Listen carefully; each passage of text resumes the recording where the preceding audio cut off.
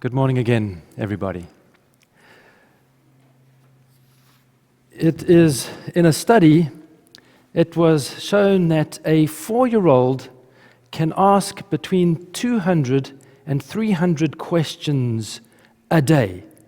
200 and 300 questions a day. And so we know why parents get fed up with those questions of why, and why the answer is because I said so. But they have such an appetite, such a curiosity to want to know, and they show that through their questions. And they continually ask questions because through questions we grow. As we get a little older, so the amount of questions we ask starts dropping off. And into adulthood, we start asking even less and less questions. But we should always be asking questions, because we should always be learning, we should always be growing, we should always be moving forward in our lives. But sometimes we do find in our lives that we plateau, that we aren't asking any questions, that we're just trying to get through life, just trying to get through the day. But questions are just as important for our spiritual growth and our spiritual life. Again, like children, we start growing and we have this steep learning curve when we first enter into faith, but we have a tendency to, again, plateau, thinking, okay, I've got the answers, I know where I'm going, I know what I've got to do. Now, questions are important. Questions are there to help us understand, help us find answers, help us move forward. So questions are what we're going to be looking at today. Looking for what is the good questions, the better questions to ask in this world. So some questions that we ask are pretty mundane. What am I going to have for breakfast? What is my schedule for the day? Do I have everything that I need? Are the kids ready? Very mundane. But some of the questions that we ask can lead us a little bit deeper into the intricacies of life. So, what is the best for my children? Where are they going in life, and how do I best cater for them? What do they need now in order to help them be the best they can be in the future? Or, I have health issues now, and where is that leading? I've got aches and pains, and what will that be in 5 years' time? What do I need to take care of now? Because what will my health be like later? We have financial questions. Where are things going in the world? How much money will I need when I retire? Savings, going on holiday, all that kind of stuff. We've got lots of financial questions. But a lot of our questions have to do with the future. A lot of our questions have to do with the future. A lot of our worries and concerns have to do with the future. And so we have a lot of questions, and we are looking for a lot of answers. But anything to do with the future is unknown. As soon as we talk about the future, we're going into an area that we know nothing about. Who knew COVID was coming? We just don't know what the future holds. And so as we try and plan for the future, what ends up happening is we start to imagine for ourselves, well, what the future will look like. And so we each imagine, create for ourselves what we think the future will be, so that we can plan accordingly, so that we can have some sense of control, that we can have some sense of certainty as we move forward in life. It's a very important need that we find ourselves in, wanting to know the future, having lots of questions, but then having to formulate our own idea of what that will look like. For me, for my family, for the community, for the country, for the world.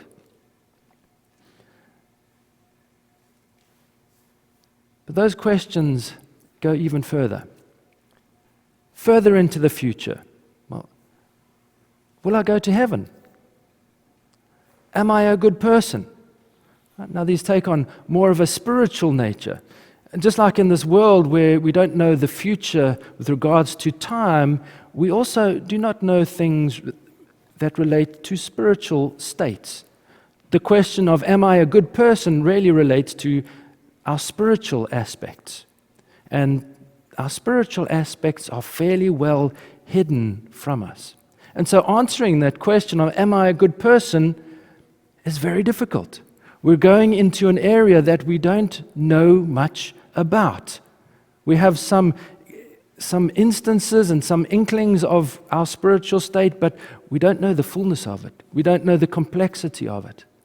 And so, again, like we do with time, in the spiritual sense, we create a scenario, we create a measure for ourselves, and we try and measure ourselves. How good am I? Do I think I'll be able to get into heaven one day? But again, these are scenarios that we make up for ourselves. These are imaginations of the future and our spiritual state that we make up for ourselves. But the reality is that anything that relates to time in the future and anything that relates to deep spiritual things, we do know very little about. And anything that we do try to put together is only going to be a guess, an estimation, something that we've created for ourselves. So the reality of it is we know nothing. We really, in the big scheme of things, know nothing of the future, know nothing of our spiritual state. And that terrifies us. That terrifies us. That goes against this need that we have for certainty. To realize or to think, well, I don't know anything, brings fear and anxiety and worry and stress into our lives. It's a hard pill to swallow for our proprium. Our proprium is that sense of self that we have an individual life, that we are separate from the Lord, that we are separate from anybody else, and we have the power to determine our own future, our own choices. Our proprium does not like uncertainty. Our proprium does not like not knowing. Our proprium likes to have boxes. Our proprium likes to have measures. Our proprium likes to know where we are going and to decide things for ourselves. And so this idea that actually we know nothing really works against our proprium. Our proprium pushes back. It says, no, we can know, we can decide, we can plan, we can do things our way or my way.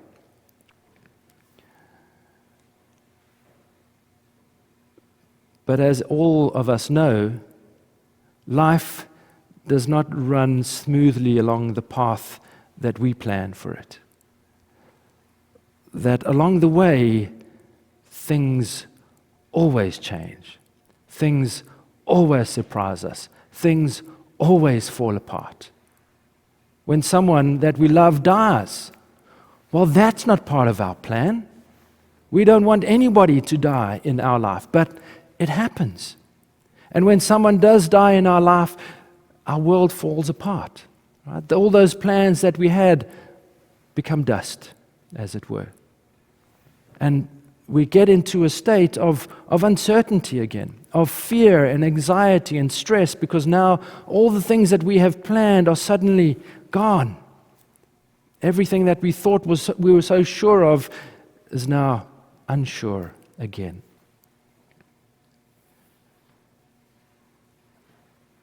But here is an opportunity.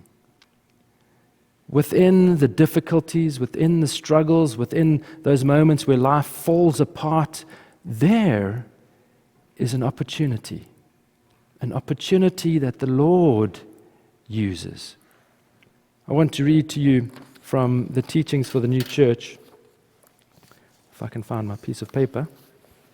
Oh, I've put it over here. We read from the book Secrets of Heaven by Emanuel Swedenborg, number 2967. He says, states of heaven, or states of goodness and truth, or states of love, are preserved in our internal self. So when we are growing up, from children onwards, the Lord is storing up inside of us all those experiences of heaven, all those experiences of love that we have. The Lord stores them away inside us, protects them inside of us. We continue reading. And these cannot be brought out until our external self has been brought into a state of correspondence with the internal. The external self is where our proprium exists. Our proprium, wanting to know the future, wanting things in boxes, wanting measures, wanting control, wanting power, that's our proprium. That's in our external self. But the things of heaven cannot be brought out until the things of our external self are in correspondence. So how does the Lord bring these into correspondence? It's effected chiefly by the means of temptation and by many kinds of vastations. In other words, when life falls apart, when difficult things happen, when challenges occur, when our plans disintegrate, then our external self is brought into correspondence with our internal self. Our external self becomes humble. Where am I going? What am I doing? What is happening in my life? We feel lost. It's a state of humility on our external self when we realize we don't know. We don't know. But that's an important part of this process. When we're in that state of not knowing, we continue reading.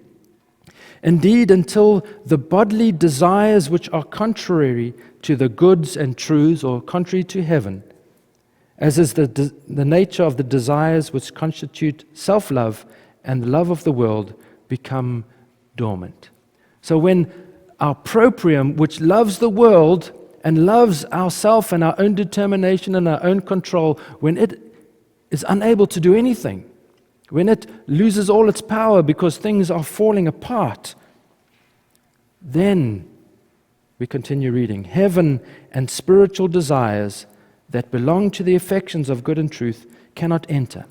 So the Lord cannot enter into us until those things of the proprium, those things of control and power and wanting to be sure of things, until those fall apart, the Lord cannot enter. Right? We were explaining to the kids, right? There's two parts of us. The Lord, we can't have one while we're still holding on to the other.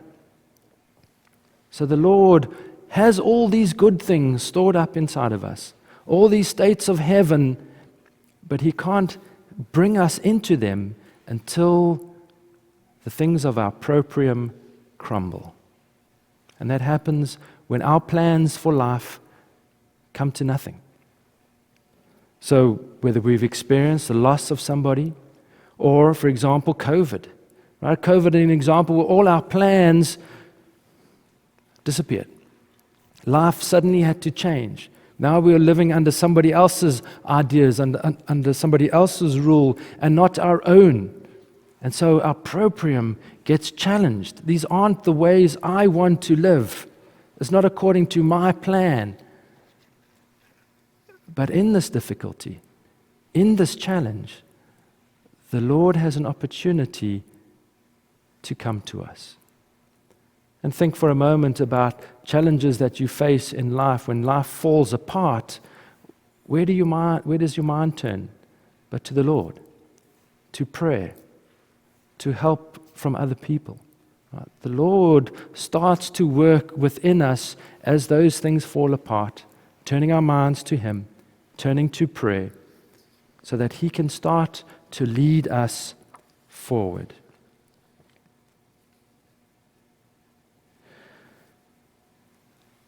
So let's go to our parable. We've got this idea so far of questions are important, but we need to find answers that are real.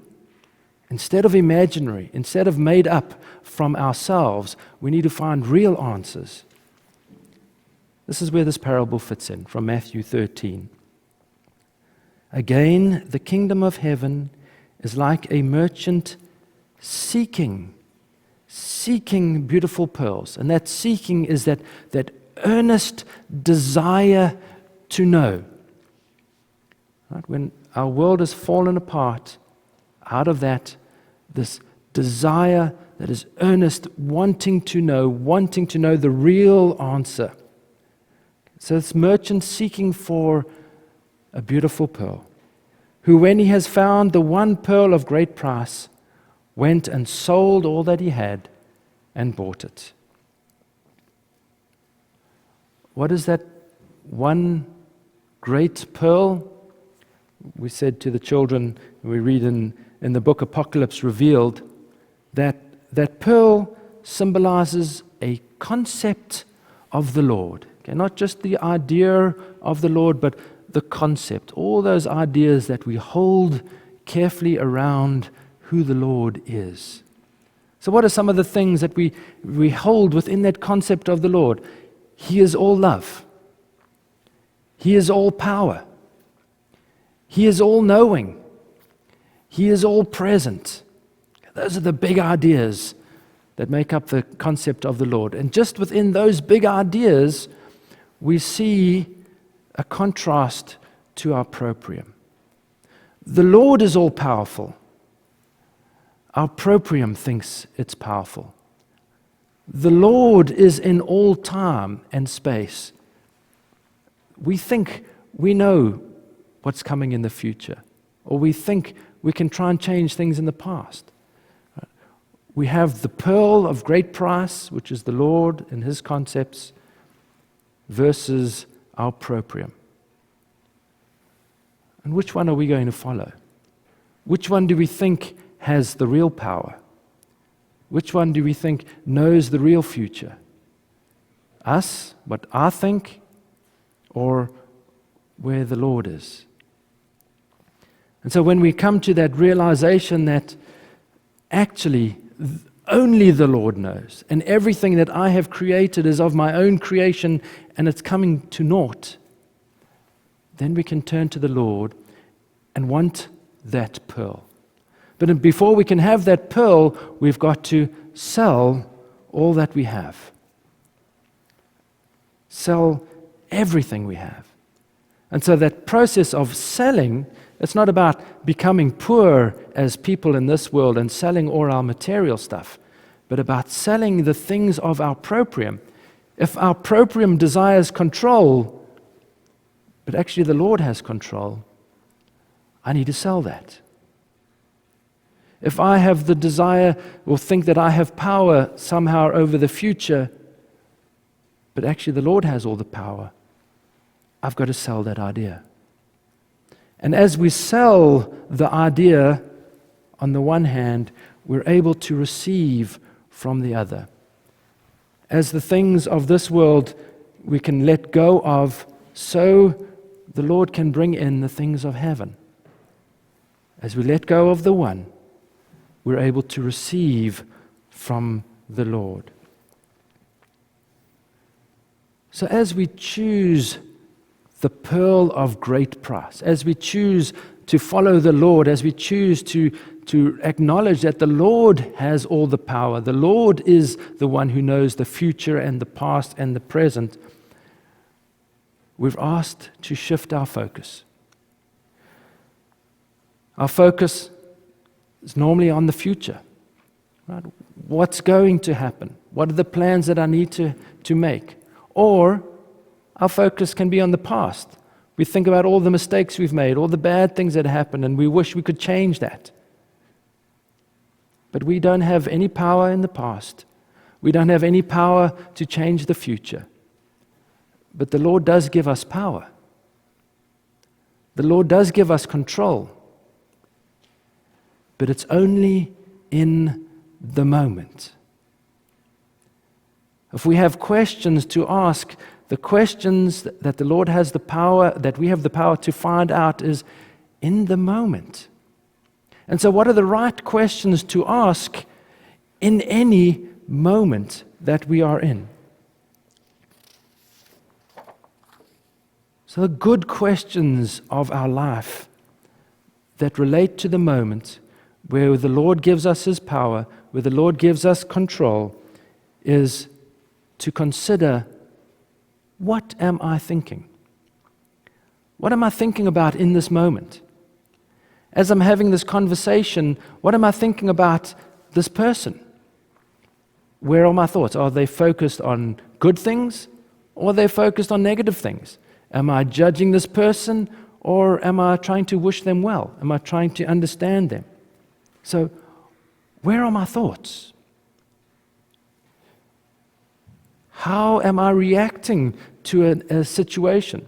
We can be in conversation with someone and be disagreeing with them, and, well, what is rising up within me? Am I getting frustrated? Am I getting angry? Right? And try and notice in this moment, how am I feeling? So what am I thinking? And what am I feeling in this moment? And then trying to think about, where is this coming from? Where is this coming from in me?